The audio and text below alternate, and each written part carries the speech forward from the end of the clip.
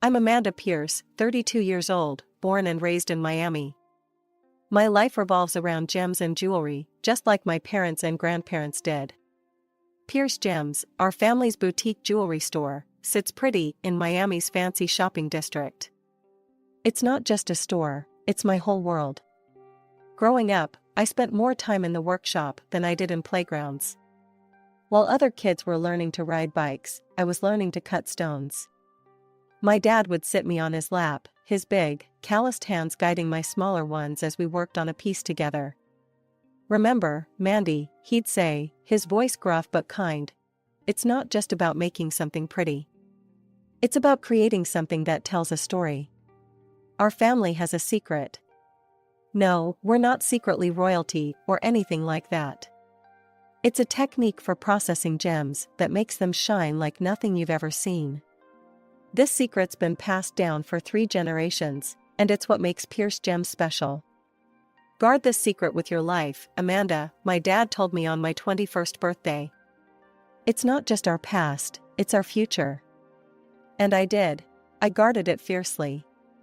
It was my responsibility, my burden, and my ticket to success in a world that often didn't take a young woman seriously.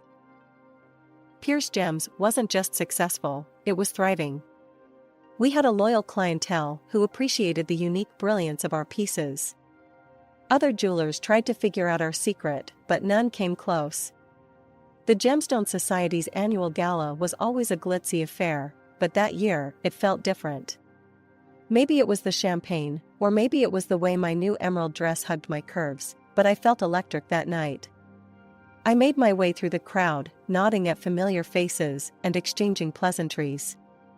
The room was a sea of designer gowns and tailored suits, everyone dripping in jewels that probably cost more than my first car.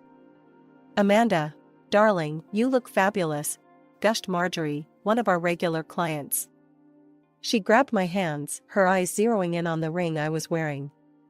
"Is this one of your new pieces? It's stunning." I smiled, feeling a surge of pride. "Just finished it last week. It's part of our new Midnight Sky collection." "I simply must have one," Marjorie declared. "I'll stop by the shop next week." As she fluttered off to gossip with her friends, I felt a tap on my shoulder. I turned around and found myself face to face with the most captivating pair of blue eyes I'd ever seen. "Excuse me," said the owner of those eyes, flashing a smile that could melt ice. I couldn't help but overhear. "You're Amanda Pearce, aren't you?" I nodded, suddenly feeling tongue-tied. "That's me. And you are?" "Jason Randfield," he replied, extending his hand.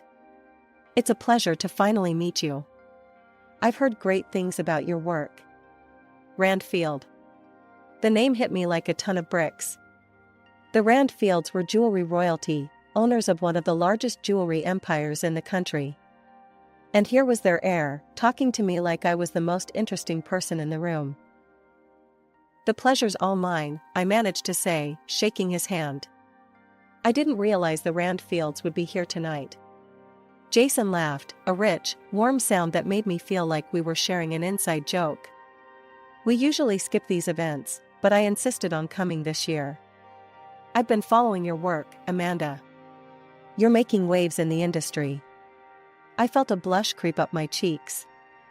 "That's very kind of you to say." "It's the truth," he said, his eyes twinkling. "In fact, I was hoping we could discuss a potential collaboration. How about dinner next week?" My heart skipped a beat. A collaboration with the Randfields could take Pearce Gems to the next level. But a small voice in the back of my head whispered a warning. The Randfields were our biggest competitors. Could they be trusted?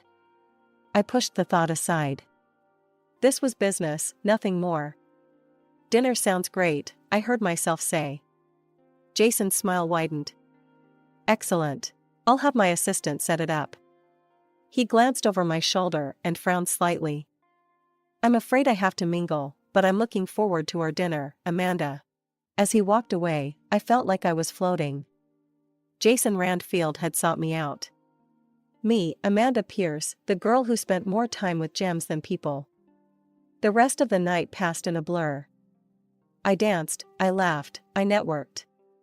But my mind kept drifting back to those blue eyes and that dazzling smile. Jason had chosen a trendy restaurant in South Beach, the kind of place where the who's who of Miami came to see and be seen.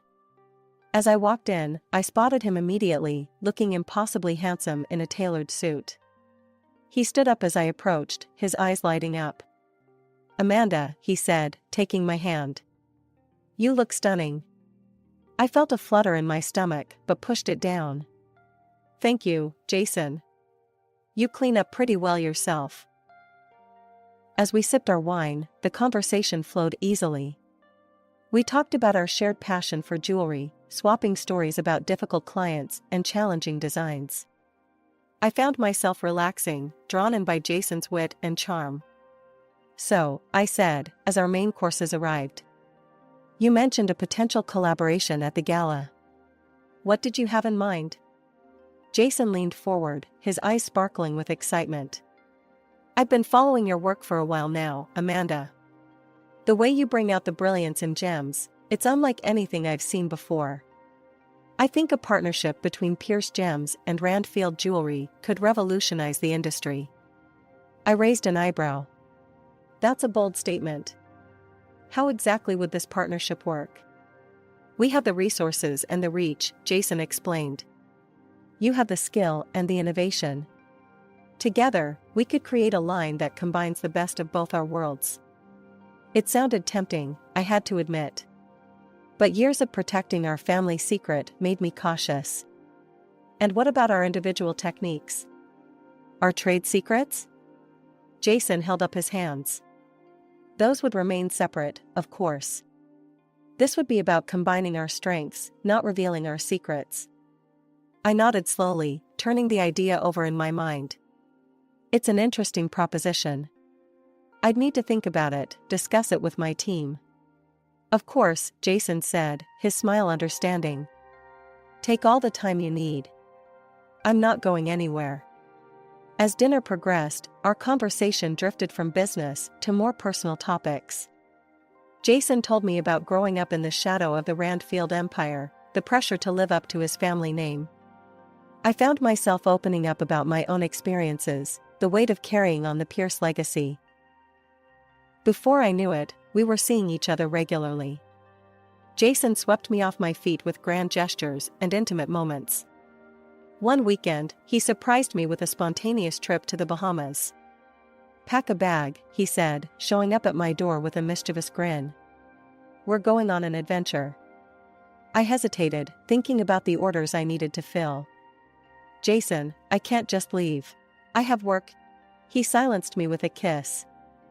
"The work will be there when you get back." "When's the last time you took a break, Amanda?" I couldn't remember, and that realization made me pause. Maybe he was right. Maybe I did need a break. The Bahamas were like a dream. We spent our days lounging on pristine beaches, snorkeling in crystal clear waters, and our nights dancing under the stars. It was intoxicating, being the center of Jason's attention. Back in Miami, our relationship continued to blossom. Jason would surprise me with rare orchids flown in from Thailand, their delicate petals reminding me of his thoughtfulness. We'd spend evenings at fancy restaurants or quiet nights in, talking for hours about everything and nothing. But it wasn't all smooth sailing. The first time Jason took me to meet his parents, I felt like I'd stepped into a lion's den. Vivian Randfield, Jason's mother, looked me up and down with barely concealed disdain. "So, you're the little jeweler Jason's been spending so much time with," she said, her voice dripping with false sweetness. I straightened my spine, meeting her gaze. "That's right. Amanda Pearce of Pearce Gems. It's a pleasure to meet you, Mrs. Randfield." Robert Randfield, Jason's father, was a bit warmer, but I could see the calculation in his eyes. "Pearce Gems," he mused. "You've been making quite a name for yourselves lately. Impressive for such a small operation." The dinner was a minefield of backhanded compliments and thinly veiled insults. At one point, Vivian accidentally spilled her red wine on my dress. "Oh, I'm so sorry," she exclaimed, not sounding sorry at all. I suppose your hands must be too rough from all that manual labor to hold delicate glassware properly. I plastered on a smile even as I seethed inside. No worries, Mrs. Randfield. Accidents happen. Jason squeezed my hand under the table, a silent show of support. Later, as he drove me home, he apologized profusely. I'm so sorry about my parents, he said, his knuckles white on the steering wheel. They can be difficult. I sighed, looking out at the Miami skyline. It's okay. I'm sure they're just protective of you. Jason shook his head. It's not okay. You're important to me, Amanda. They need to accept that. His words warmed my heart, pushing away the lingering chill from his parents' cold reception. As weeks turned into months, I found myself falling harder for Jason. He was everything I'd never known I wanted, charming, worldly, and seemingly head over heels for me. For the first time in my life, I felt truly seen and appreciated for more than just my craft. We'd been dating for about 8 months when he surprised me with a trip to Paris. Pack your bags, darling, he said, his eyes twinkling with excitement. We're off to the city of love. And so I found myself in Paris, strolling hand in hand with Jason along the Seine, marveling at the architecture, and indulging in decadent French cuisine. It was like a dream. On our last night in Paris, Jason took me to dinner at a Michelin-starred restaurant with a view of the Eiffel Tower. As we finished our dessert, he suddenly looked nervous.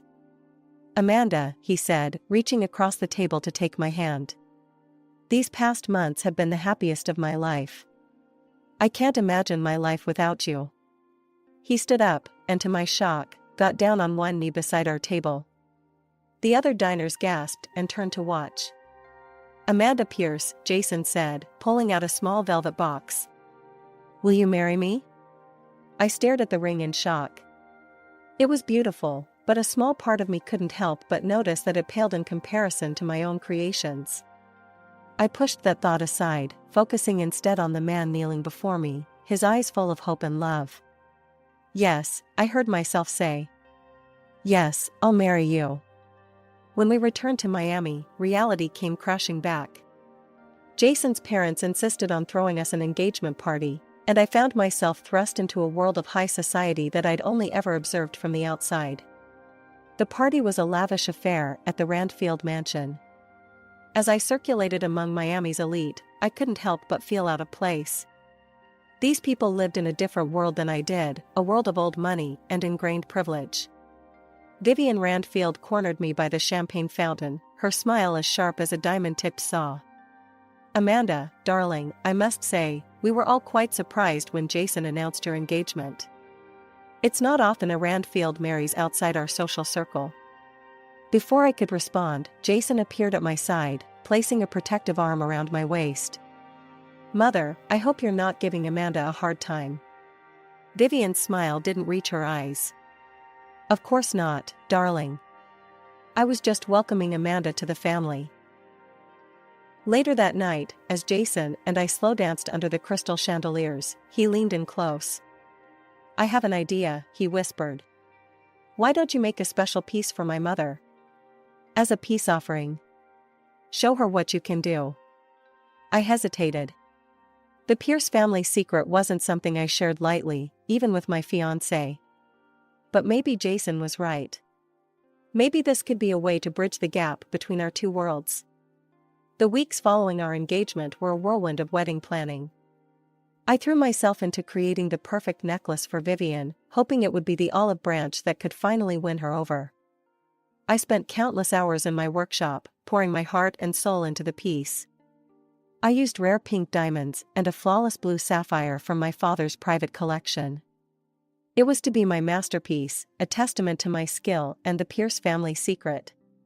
One evening, as I was putting the finishing touches on the clasp, Jason stopped by the workshop. His eyes widened. Amanda, it's incredible. I've never seen anything like it. I felt a surge of pride. Do you think your mother will like it? Jason nodded, his eyes still fixed on the necklace. She'd be a fool not to. The way it catches the light, it's almost otherworldly. I smiled, pleased with his reaction. That's the Pearce touch. The next week, I was at the Randfield mansion for another wedding planning session. Suddenly, I heard raised voices coming from down the hall. I slipped out of the room and followed the sound of the voices. As I got closer, I could make out what they were saying. "You're being ridiculous, Jason," came Robert's deep voice. "This marriage is a golden opportunity. Don't tell me you're getting cold feet now." "It's not like that," Jason protested. But nothing," Vivian's shrill voice cut in. "You've done well, darling. She's eating out of the palm of your hand. Soon, we'll have everything we need." I edged closer to the partially open door, my heart pounding in my chest. Through the crack, I could see Jason pacing back and forth, sipping wine from a glass. "You should see how eagerly she's making that necklace," he said, and I felt my world tilt on its axis. "She has no idea she's handing over the keys to her entire legacy." Vivian's laugh pierced the air like a knife. "And to think, we almost objected to you marrying that little nobody. I must say, Jason, your acting skills have improved tremendously. She actually believes you love her." I stumbled back, my hand flying to my mouth to stifle a gasp. This couldn't be happening. It had to be a mistake. But Robert's next words shattered any lingering doubt. "Once we have the Pearce secret, we'll corner the market," he said, his voice filled with smug satisfaction. "Who cares if her quaint little shop goes under? It's just business, after all." I felt like I was going to be sick. My vision blurred with unshed tears as the full weight of their betrayal hit me. Jason, the man I thought I loved, the man I had agreed to marry, had been using me all along. The days following my shocking discovery were a blur of emotions and careful planning. On the surface, I played the part of the excited bride-to-be perfectly. I gushed over flower arrangements, fretted about seating charts, and continued work on Vivian's necklace. But inside, I was seething with rage and plotting my revenge. "How's the necklace coming along, darling?" Jason asked one evening, wrapping his arms around me from behind as I worked in my studio. I fought the urge to flinch away from his touch. "Almost done," I replied, forcing a smile. "Your mother is going to love it." Late into the night, after Jason had gone home, I began creating a new collection. Each piece was a work of art, telling the story of betrayal through intricate designs and carefully chosen gems. But jewelry wasn't my only focus. One day, I broke into Jason's home computer and downloaded all the files I could find. I spent hours poring over the Randfield Company documents, looking for any discrepancies or signs of wrongdoing. It was tedious work, but my determination fueled me. One night, as I was going through a stack of financial reports, something caught my eye. The Randfields had been systematically replacing high-quality gems with cheaper alternatives in their jewelry, scamming their customers out of millions. The next challenge was gathering evidence of their plot against me. I bought a small, high-quality recording device and began carrying it with me everywhere. It felt dirty, but I reminded myself that they had started this game. I was just finishing it. As the final week before the wedding arrived, I put the finishing touches on my plan. I had evidence of the Randfields' gem scam, recordings of their plot against me, and a collection that would shock Miami's elite to its core. The morning of the wedding dawned bright and clear, a perfect Miami day. As I arrived at the beachfront venue, my heart was pounding, but my resolve was firm. I clutched my velvet-lined case, containing my new collection and all the evidence I'd gathered, like a lifeline. "Amanda, there you are." Jason's best man, Mark, called out as I entered. "Everyone's been looking for you. Are you ready?" I gave him a tight smile. "More ready than you know." As I was ushered into a private room to wait, I could hear the murmur of guests arriving outside. Miami's elite, all gathered to witness what they thought would be the society wedding of the year. If only they knew. The wedding march began to play, and I started my walk down the aisle. Faces turned to watch me, smiling and expectant. I saw Vivian and Robert in the front row, looking smug and satisfied. Jason waited at the altar, beaming at me.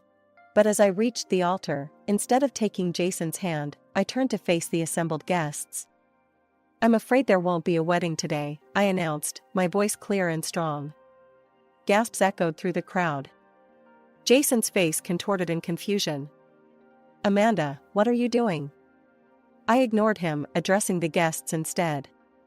"Instead, I'll be unveiling my newest collection, The Art of Betrayal." With that, I opened my case and began to pull out the pieces one by one, explaining the symbolism behind each one. The snake bracelet, representing deceit. The shattered diamond ring, symbolizing broken trust. The color-changing teardrop earrings, reflecting the shifting nature of lies. As I spoke, I saw understanding and horror dawn on the Randfields' faces. But I wasn't done yet.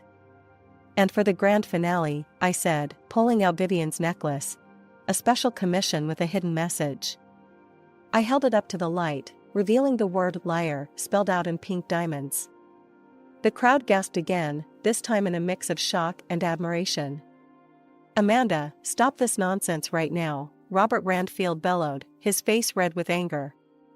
But I was beyond stopping. I pulled out the documents I'd gathered, the recordings I'd made. "The Randfields aren't just liars in love," I announced. "They're liars in business too." I proceeded to lay out the evidence of their gem scam, playing recordings of their plot against me and Pearce Gems. With each revelation, the crowd's murmurs grew louder, shocked faces turning to the Randfields for explanation.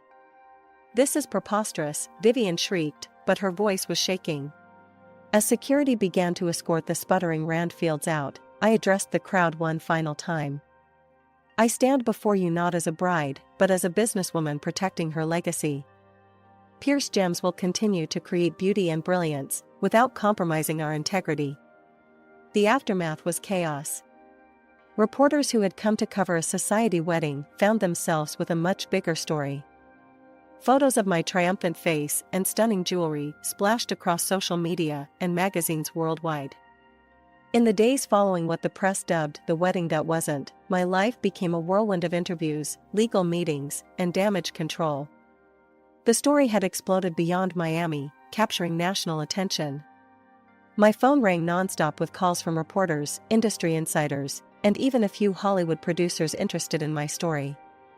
I sat in my workshop, surrounded by half-finished pieces and stacks of newspapers, all featuring my face on the front page. The headlines ranged from "Jewel of Deception," "Heiress Exposes $1 Million Scam," to "Love, Lies, and Luxury, the Pearce Randfield Saga." The Randfield empire crumbled under the weight of the scandal, with multiple lawsuits filed against them. My best friend and now lawyer, Sarah, burst through the door, her arms full of more newspapers and legal documents. "Amanda," she said, dropping everything on my workbench. "We need to talk strategy. The press is having a field day, and we've got at least a dozen interview requests." Over the next few weeks, I carefully chose which interviews to give. I spoke about the importance of transparency in the jewelry business, the need for stricter regulations, and my vision for a more ethical industry. As the weeks turned into months, the media frenzy began to die down, but my resolve only grew stronger. I channeled my energy into Pearce Gems, pushing myself to create more innovative designs while maintaining our commitment to ethical sourcing. One evening, as I was locking up the shop, a woman approached me. She looked familiar, but I couldn't place her. "Ms. Pearce," she said hesitantly. "I'm sorry to bother you, but I wanted to thank you." I tilted my head, confused. "Thank me? For what?" She smiled sadly. "I bought a Randfield piece for my 25th wedding anniversary. After your exposé, I had it appraised. Turns out, the stone wasn't nearly what they claimed it was. Thanks to you, I was able to get my money back." I felt a lump form in my throat. "I'm glad I could help." As she walked away, I realized that my actions had affected real people, not just faceless consumers. The scandal that had nearly destroyed me had instead become the catalyst for positive change. And I, Amanda Pearce, was just getting started.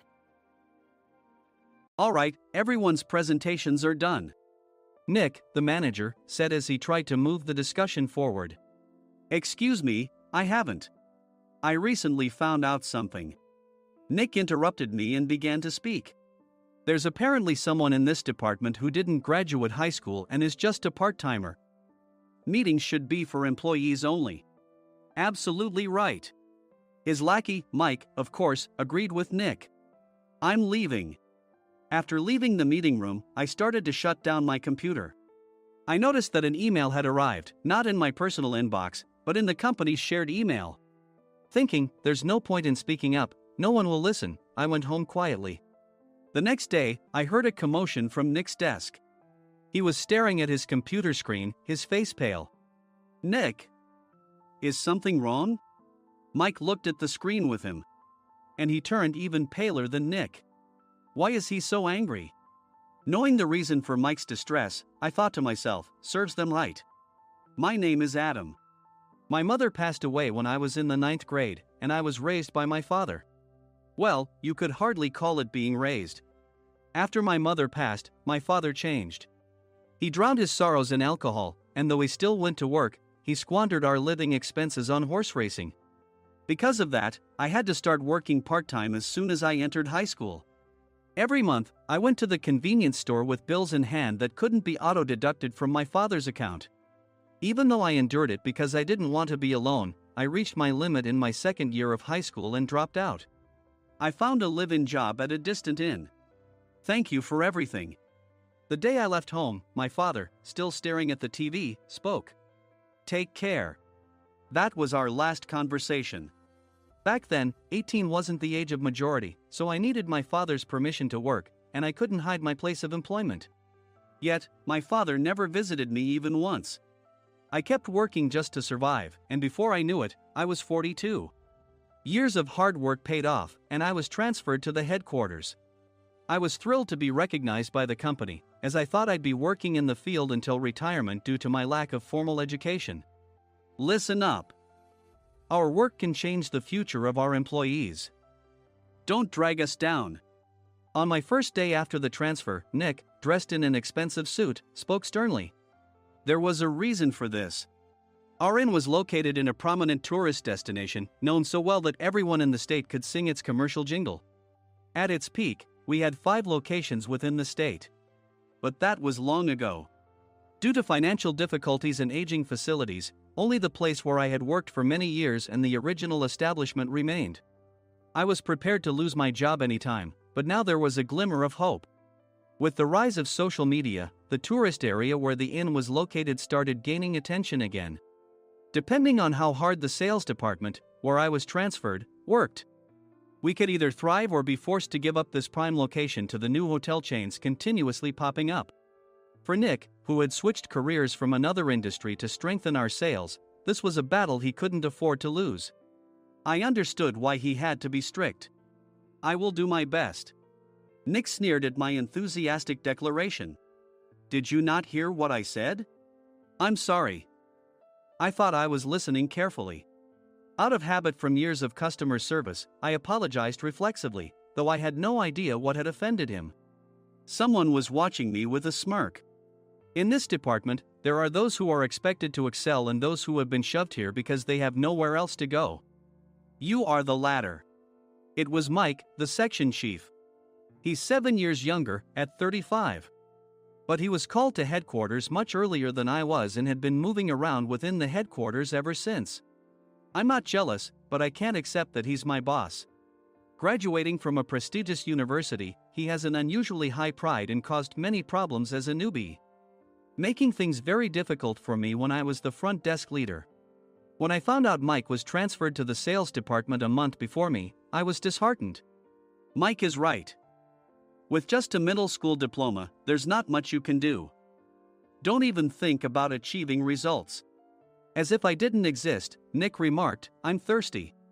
Mike eagerly ran to the coffee maker. It seems Mike is Nick's lackey. I regretted being happy about my transfer to headquarters, wishing I had stayed on site forever. Send a direct mail to every company on this list by the end of the day. Nick only assigned me tasks that even a new graduate could handle. What? There are over 1,000 companies. You want me to send to all of them by today?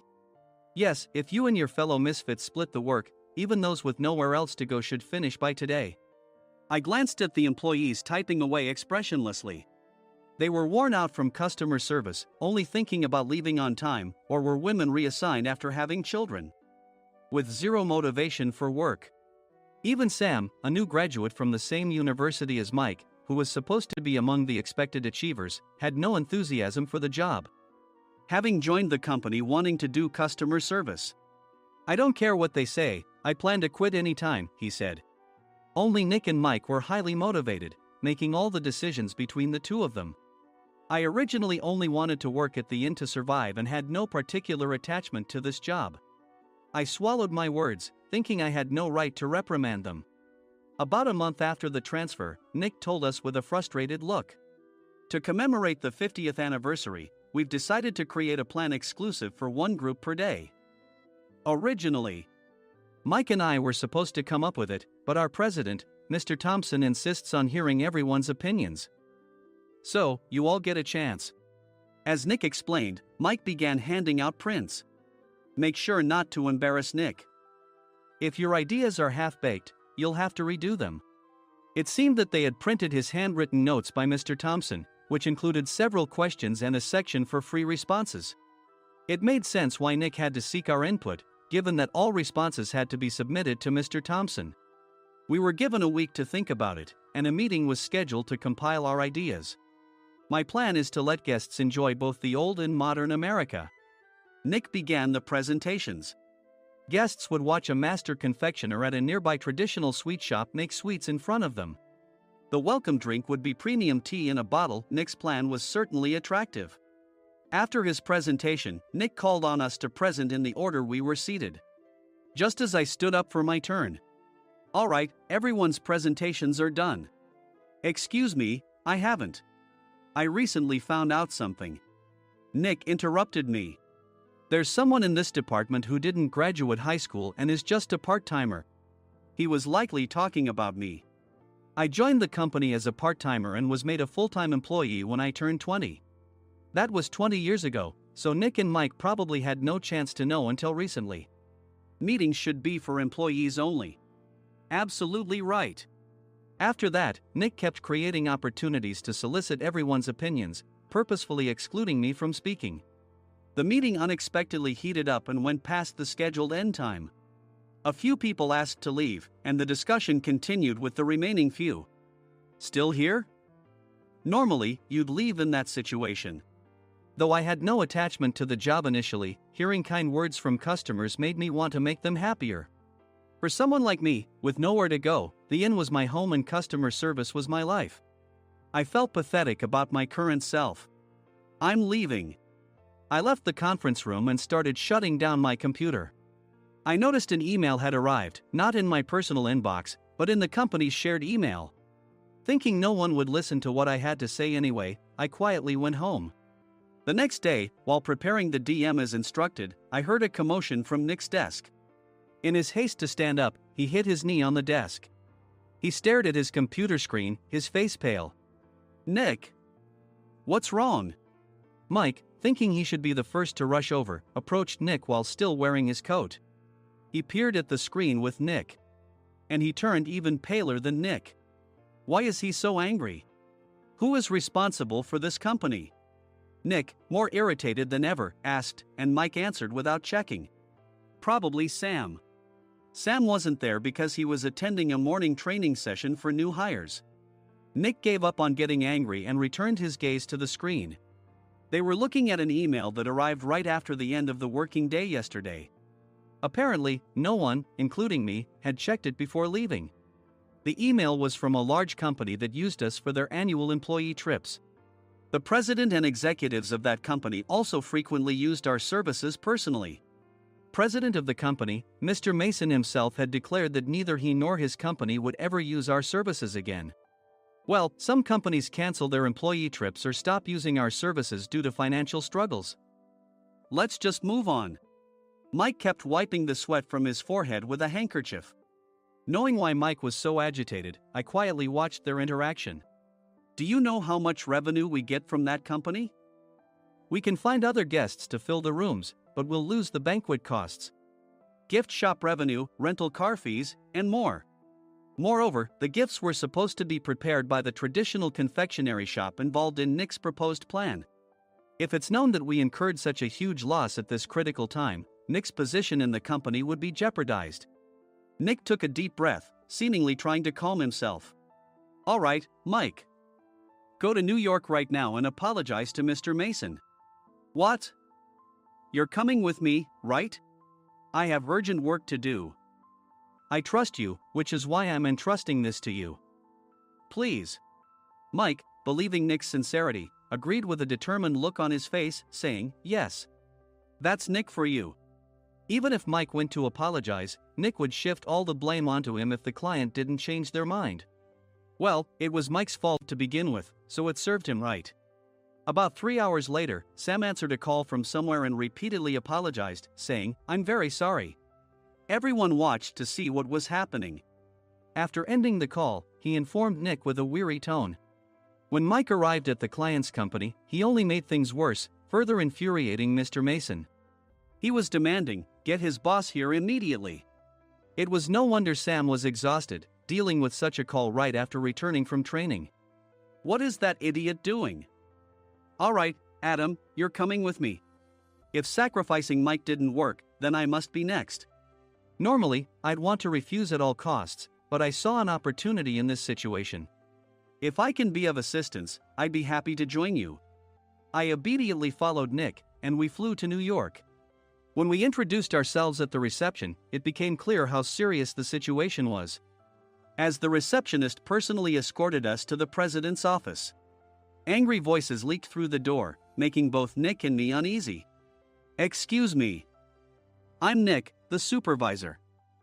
I understand my subordinate has caused you trouble, and I deeply apologize. Nick, with his experience in the corporate world, knew enough to offer an apology before excuses. However, his customer service skills left much to be desired. I sighed as I saw Mike trembling like a small dog in the corner of the room. What kind of training are you giving your subordinates? Mr. Mason glared at Nick with a red face. The intensity of his gaze made even Nick take a step back.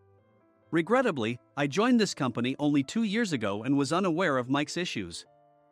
I should have identified his shortcomings sooner. Indeed. I should have realized sooner. No sensible person would come to apologize and then give a lengthy presentation on the drawbacks of not using their in. Nick froze, his mouth slightly open. Suspecting the worst, I picked up the documents that had fallen to the floor. It seemed Mike hastily prepared these documents on the plane, listing the disadvantages. Disadvantage 1: if you change the venue for the company trip, employees might suspect it's for cost-cutting reasons, leading to a negative impression. Reading it aloud half-jokingly, Nick snatched the papers from my hand and checked the contents with a furious expression. Among the stack of documents was a receipt from a nearby convenience store's copy machine. I felt a pang of dread, hoping he hadn't shown the receipt as well.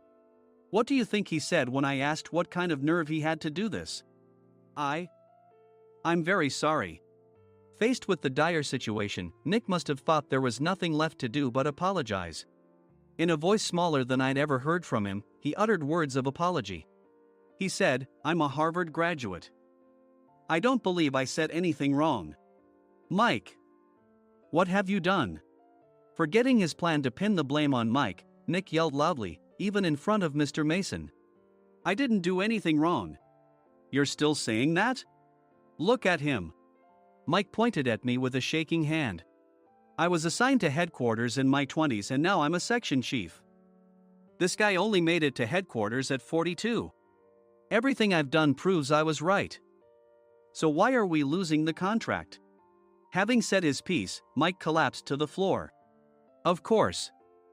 You were sent there because you had nowhere else to go. Mike never expected to hear such words from someone he looked down upon. He lunged at me, and Nick hurriedly stepped in to stop him. Mr. Thompson told me Mike is a quick thinker, and to take good care of him. There's no way he was pushed aside. Don't make things worse here. He didn't say quick thinker, he said only quick-witted, didn't he? I don't remember that part. I recalled the many troubles Mike caused when he was a newbie. When Mike was on the front line, his pride was so high that he never apologized to customers. Customer service, especially in our job, doesn't work alone. It brings both good and bad situations. If the front staff or housekeepers made mistakes, or the cleaning company didn't properly clean a room, one had to apologize to the customers regardless of personal fault. Mike, in such situations, would never apologize, insisting he wasn't at fault. This often angered customers, and as the front desk leader, I frequently had to apologize on his behalf. He caused complaints and disrupted operations, which is why he was quickly moved to headquarters. In departments where he didn't interact directly with customers, his quick thinking was beneficial and things went well. But it seemed his flaws were starting to show. Corporate reservations are supposed to be entered into the system by the sales representative. But a quick check yesterday revealed that more than 10 items were missing from the client's reservation. The handover document clearly stated what needed to be prepared. Why didn't you enter it into the system? Why do we have to give them special treatment? Filling rooms near the banquet hall, setting up all the food in advance. Specifying the brand of wine, they're too demanding. No wonder he always angered customers, I thought, feeling a headache coming on. Grouping them in rooms near the banquet hall is for our benefit too. It makes it easier for the staff to set up beds and serve breakfast since everyone's schedule is synchronized. As for the other requests, Mr. Mason suggested them to lighten our load. I didn't know that. Nick finally seemed to realize that Mike was the one who had angered the client. What did you say to them? I just told them we wouldn't give them special treatment anymore. We shouldn't waste effort on things that don't bring in money. I was utterly exasperated at his lack of understanding of customer service. Of course, we shouldn't comply with unreasonable demands. But carrying over successful practices from past stays makes customers feel remembered and enhances their experience. Good memories encourage repeat visits. That's part of our job. I looked down at Mike, who was sitting on the floor. In our job, nothing is a waste. Mr. Thompson likely moved you to the sales department, hoping you'd finally understand this.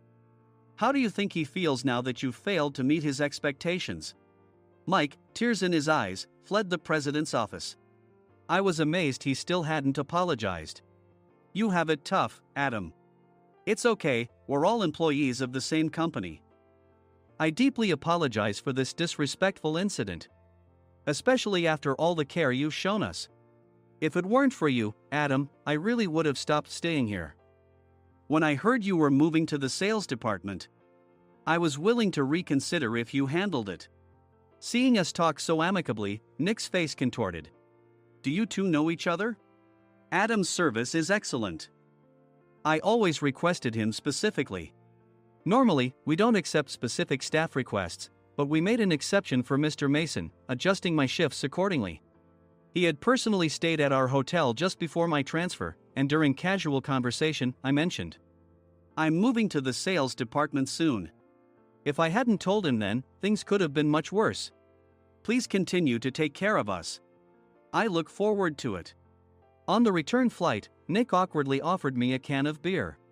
It's still working hours. Of course, I had no intention of forgiving him for a single beer. Nick might try to pin everything on Mike and avoid any consequences. While pondering this, a startling fact came to light. Nick, the tea bottles for the plan have arrived. I handed Nick a bottle labeled with our inn's name. They look good. What are you talking about? These are plastic bottles. I had assumed we would use the trendy, high-end bottling tea. But what arrived were ordinary plastic bottles of tea with customized labels. The only unique aspect was the label, which had the inn's name, making it look customized. Upon further investigation, I discovered that a substantial amount of money was set to be paid to the tea company. It was priced like bottling tea. Does this plastic bottle really cost $100 each? The tea inside is specially blended for us. The extra cost is for that. Wouldn't it be better to use another tea company? Or is there a specific reason we must use this one? As Nick continued to make excuses, I showed him a printed email. I informed the tea company's president, Mr. Mitchell, that we discovered irregular payments and he confessed. He said you two were high school classmates and planned to split the extra money. That idiot. Why did he confess? That's not important. You should worry about yourself, this could turn into a police matter. Opening the bottle cap, I suggested. How about calming down with this tea?